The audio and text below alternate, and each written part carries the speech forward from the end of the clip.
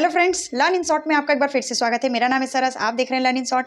Friends, आप लोगों का जो मेरा प्रीवियस वीडियो था आरआरबी टीचर से रिलेटेड, उसमें आप लोगों के काफ़ी ज़्यादा सवाल थे कि ये आपका टीचिंग स्किल टेस्ट क्या है, इंटरव्यू क्या होगा और परफॉर्मेंस टेस्ट क्या होगा। तो मैंने देखिए फ्रेंड्स एनालिसिस किया, तो केवीएस जैसा कुछ होगा। केवीएस जैसा कंपैरिजन हम लोग नहीं कर सकते हैं, क्योंकि देखिए ये पिछले बार जो वैकेंसी आई थी उसमें पीआरटी नहीं था और उसमें असिस्टेंट टीचर्स थे और टीजीटी पीजीटी थे। कट ऑफ भी टीजीटी पीजीटी का ज़्यादा नहीं गया था। तो देखिए फ्रेंड्स, आज हम लोग इसमें मैंने यहाँ पे लिखा है परफॉर्मेंस टेस्ट और स्किल टेस्ट और रेशियो क्या रहने वाला है, और ये मैंने दूसरे फ़ोन में पूरा ये डिटेल निकाल लिया है और मैंने इसको पढ़ा भी, और अब मैं आपको इसको एक्सप्लेन भी कर दूँगी। तो फ्रेंड्स चलिए, मैं आपको जो भी चीज़ें लगेगा मैं यहाँ पे आपको मेंशन कर दूँगी, आप लोग नोट डाउन कर लीजिएगा। तो फ्रेंड्स देखिए, सबसे पहली बात तो ये कि जिनका नंबर जनरल कैंडिडेट का 70 प्लस बन रहा है, तो वो लोग अभी थोड़ा बहुत अपना टीचिंग स्किल टेस्ट का तैयारी करें। और आप लोग चाहे तो अब देखिए रेलवे में क्या बच्चों को पढ़ाया जाता है वो तो आप एक बार सर्च कर सकते हैं, बाकी मैं भी आपको बता दूँगी।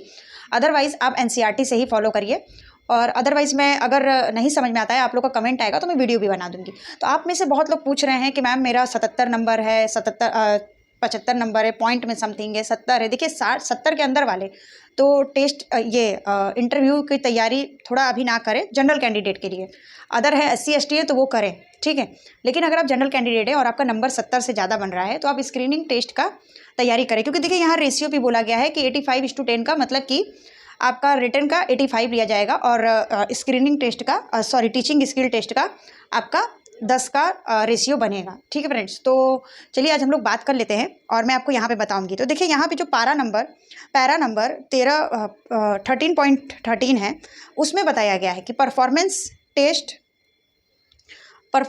स्किल टेस्ट और आपका टीचिंग स्किल टेस्ट, ठीक है। तो यहाँ पर देखिए परफॉर्मेंस स्किल टेस्ट ये टीजीटी पीजीटी वालों के लिए नहीं होगा, लेकिन आप अगर अदर कैंडिडेट है, जैसे कि अगर आप म्यूजिक से रिलेटेड है या फिर आप कोई कला से, ड्राइंग के जो टीचर होते हैं उससे रिलेटेड है, तो आप लोग भी सुन लीजिएगा। अदरवाइज जो टीजीटी पीजीटी है उनका होगा टीएसटी होगा, और पीटी है, इसको बोलते हैं पीटी और इसको बोलते हैं टीएसटी। तो आप समझ जाइएगा, मैं उसको लिखती नहीं हूँ, ठीक है। तो चलिए, तो पैरा नंबर 13.13 है यहाँ पे कि performance test and teaching skill test. तो apart from the CBT of 100 mark as broad as a para, मतलब पारा में ये लिखा हुआ, मतलब ये जो पैरा है उनका 13.8, उसमें लिखा हुआ है कि 100 नंबर का आपका पेपर होगा। उसके बाद teacher will be subjected to performance test PT and TST का मतलब होता है टीचिंग स्किल टेस्ट। तो for the post graduation teachers PGT, पूरा मैं नहीं पढ़ती हूँ, TGT और PGT और फिजिकल और PTI एंड प्राइमरी, मतलब इतनी वैकेंसी आई थी। PTI की वैकेंसी आई थी, जो फिजिकल ट्रेनिंग इंस्ट्रक्टर होते हैं, जिनको फिजिकल टीचर्स भी कहते हैं। TGTs और PGT और प्राइमरी, उनको क्या करना है, उनका क्या होगा, उनका रिटन टेस्ट होगा। बेसिस ऑफ रिटन टेस्ट, मतलब जो रिटन आप लोगों ने तो दे दिया है, और CBT and teaching skill test in the ratio of, यहाँ पे 10 नहीं होगा, 15 होगा, 85:15, तभी तो 100 बनेगा। तो 85:15 का रेशियो बनेगा, किसका PGT वालों का, PGT, TGT, PRT और आपका PTI,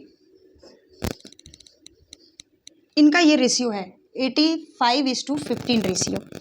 तो चलिए अब देख लेते हैं हम लोग कि ये आपका एक नॉर्मल है। For the post of music teacher and trained graduate teachers, music trained graduate teachers, craft के जो टीचर होते हैं, उसके अलावा ड्राइंग के टीचर, उनका weightage written of CBT performance test and skill test भी रेशियो ऑफ 16:25:15, मतलब कि जो आपके म्यूज़िक के टीचर हैं, जो क्राफ्ट के टीचर हैं ना, उनका रेशियो अलग रहेगा। उनका रेशियो रहेगा, जो आपका म्यूज़िक टीचर हैं और क्राफ्ट टीचर हैं, ड्राइंग टीचर हैं, CBT के बाद उनका जो रेशियो बनेगा वो 60:25:15, मतलब कि 7:25:15, उनका 3 मोड पे होगा, ठीक है। तो हम लोग तो खास करके यहाँ पे बात कर रहे हैं TGT PGT और PRT का। तो चलिए आते हम लोग TST पे, मतलब कि टीचिंग स्किल टेस्ट, जो कि इंटरव्यू का नाम इन्होंने नहीं दिया है, इसको यहाँ पे ये बोल दिया है। Teaching skill test shall be based on teaching ability, मतलब कि जो आपका ये टीचिंग स्किल टेस्ट होगा, मैं आपको पूरा इसका अर्थ बता देती हूँ और अच्छे से समझा देती हूँ, आप बस ध्यान से सुनिएगा। तो teaching skill test shall be based on teaching ability, teaching methodology, और कंटेंट, मतलब कुछ आपको मटेरियल दे दिया जाएगा और आपको वहाँ पे परफॉर्म करना होगा जब आप इंटरव्यू के लिए जाएंगे, तो मतलब ये टीएसटी के लिए जाएंगे तो। उसके बाद incorporation of recent development in the discipline, communication skill, आपका कम्युनिकेशन मतलब आपका बोलने का, आप कैसे कम्युनिकेट करते चीज़ों को, वो देखा जाएगा। उसके बाद प्रेजेंटेशन स्किल भी देखा जाएगा। क्लासरूम मैनेजमेंट स्किल देखा जाएगा। Understanding the subject matter, problem solving ability, कोई आपको ऐसा एक पॉइंट दे दिया जाएगा कि आप इस चीज़ को सॉल्व करके दिखाइए, ठीक है। Decision making, creativity, leadership and motivation quality, मतलब सब ऐसा आपको सिचुएशन दे दिया जाएगा कि आपको वहाँ पे दिखाना होगा कि आप कैसे प्रॉब्लम सॉल्व करते हैं, कैसे आप एक लीडरशिप की तरह रोल निभाते हैं बच्चों के साथ। उसके बाद फिर कैंडिडेट मोटिवेशन क्वालिटी, ये सभी चेक किया जाएगा। कैंडिडेट विल बी आस्क्ड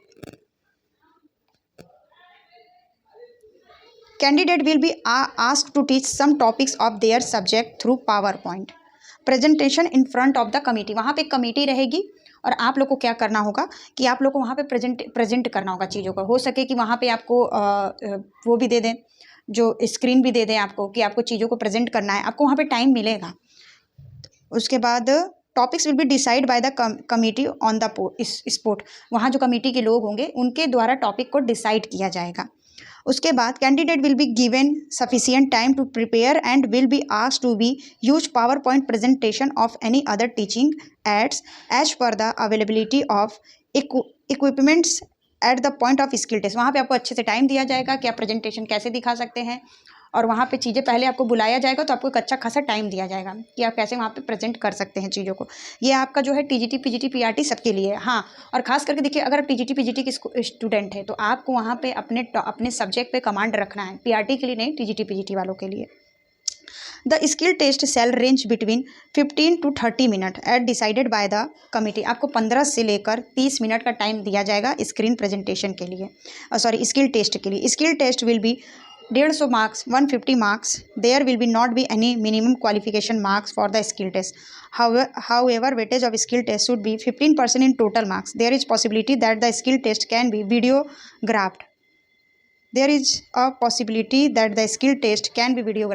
मतलब कि फ्रेंड्स देखिए, वहाँ पे क्या है कि आपको 15 से 30 मिनट का टाइम भी मिलेगा। उसके अलावा 150 नंबर का आपका स्क्रीनिंग टेस्ट होगा। स्क्रीनिंग टेस्ट में उसके बाद minimum qualification mark for skill test. However weightage skill, मतलब आप ज़्यादा से ज़्यादा नंबर आप अगर गेन करने का कोशिश करते हैं तो रिटेन और आपका इसका दोनों का मिक्स हो जाएगा और आपको फिर उसी हिसाब से मेरिट बनेगा। उसके बाद शुड बी 15% टोटल, मतलब 150 में से आपको 15% तो लाना है, जैसे कि यहाँ पे जो रेशियो बना हुआ है। लेकिन आप कोशिश करिए कि आप एक अच्छा दें, वहाँ पे लगे आपको कि आपका कम्युनिकेशन स्किल अच्छा है, आपका लीडरशिप का नेतृत्व, मतलब आप लीडरशिप जैसा परफॉर्म कर सकते हैं, प्रॉब्लम सॉल्विंग कर सकते हैं, बच्चों को हैंडल कर सकते हैं। और टीजीटी, पीजीटी वाले खास करके अपने सब्जेक्ट पे कमांड बनाए रहे, क्योंकि वहाँ पे वो खुद आपको पॉइंट देंगे, आप अपने से पॉइंट नहीं रख सकते। केंद्रीय विद्यालय के इंटरव्यू में होता है कि कोई प्रेजेंटेशन नहीं होता है, आपको डेमो टीचिंग देना पड़ता है, लेकिन आप अपने खुद के तैयार किए हुए पॉइंट से दे सकते हैं। ये हो गया। देखिए फ्रेंड्स, आपको समझ में आ गया होगा कि टीचिंग स्किल टेस्ट क्या है। आपको वहाँ पे जो कमेटी के मेंबर्स होंगे उनके सामने अपने आप को प्रेजेंट करना होगा, वो आपको प्रेजेंटेशन का टाइम देंगे। आपको वहाँ पे एक अच्छा सा लीडरशिप टीचर्स जैसा रोल दिखाना है, आपको प्रॉब्लम सॉल्विंग आना चाहिए, अंडरस्टैंडिंग द लर्नर, बच्चों को समझ आना चाहिए आप लोगों को। तो यही चीज़ें वहाँ पे पूछी जाएंगी। जिनका 70+ मार्क्स है वो टीएसटी का तैयारी कर दे। बात करते हैं परफॉर्मेंस टेस्ट की, तो अगर कोई म्यूजिक का टीचर होगा या क्राफ्ट ड्राइंग का टीचर होगा तो वो भी सुन ले। तो देखिए, जो म्यूजिक टीचर होंगे ना, उनको क्या करना होगा कि वहाँ पर आपको गा के, डांस करके, ये सब करके दिखाना होगा। कुछ आपको इंस्ट्रूमेंट दे दिया जाएगा, बजा के दिखाना होगा।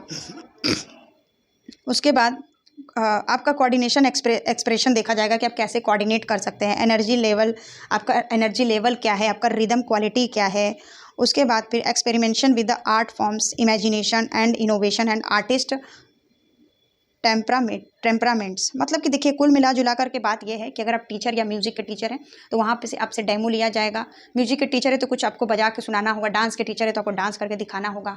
प्लस आपका देखेंगे कि आपका लेवल क्या है, आप जल्दी थक तो नहीं जाते हैं, आपका रिदम क्वालिटी क्या है, और ये सारी चीज़ें आप म्यूज़िक और जो ये आपका होगा पीटी जो परफॉर्मेंस टेस्ट होगा, ये उनके लिए है, ठीक है। और उसके बाद आपसे वहाँ पे, अगर आप टीचर के वो ड्राइंग के टीचर हैं तो वहाँ पे आपसे कुछ बनवाया जाएगा। क्राफ्ट बनवा सकते हैं, स्केच बनवा सकते हैं, कुछ क्रिएटिविटी अप्रोच बनवा सकते हैं।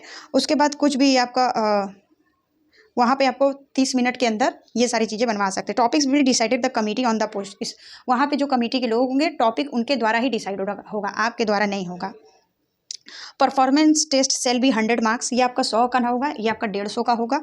उसके बाद there will not be any minimum qualifying marks for the performance.